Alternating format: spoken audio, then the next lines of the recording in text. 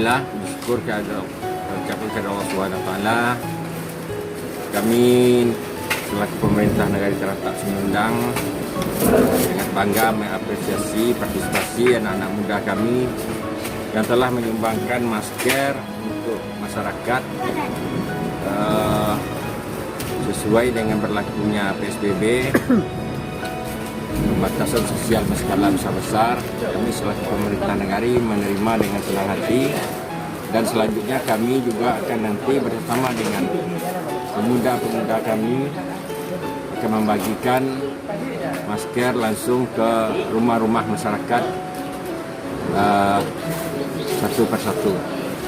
Mungkin itu saja dari kami selaku pemerintah negara. Apresiasi saya tetap semangat walaupun dalam keadaan virus corona, pakai masker kalau keluar rumah, dan kita tetap semangat menghadapi cobaan ini. Assalamualaikum warahmatullahi wabarakatuh.